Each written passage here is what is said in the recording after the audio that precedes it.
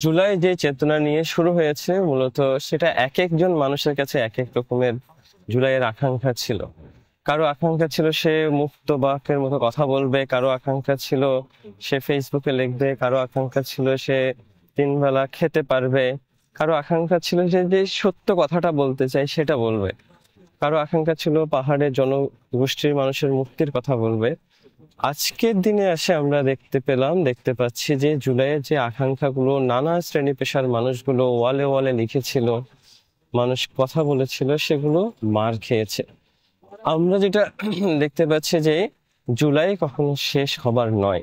জুলাইয়ের যে ধারাবাহিকতা, আমরা সেই ধারাবাহিকতাকে টেনে নিতে চাই।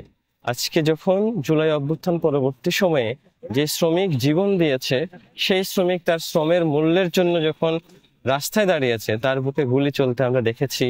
পাহাড়ের জনগোষ্ঠী তার ধর্ষণ বিরোধী লড়াই করতে গিয়ে জীবন দিতে আমরা দেখেছি।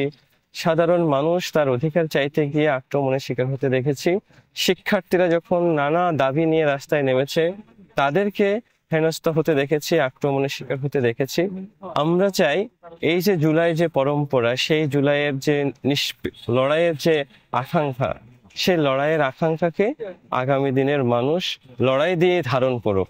যারা রাষ্ট্র ক্ষমতায় আছে তারা সেই জুলাইয়ের চেতনাকে যেমন ধারণ করে না, যেমনটা আওয়ামী লীগ মুক্তিযুদ্ধের চেতনাকে ধারণ করেনি, আমরা মুক্তিযুদ্ধ সহ এই যে জুলাইয়ের যে চেতনা, লড়াইয়ের যে প্রেরণা, সেটাকে আগামী দিনে টেনে নিতে চাই।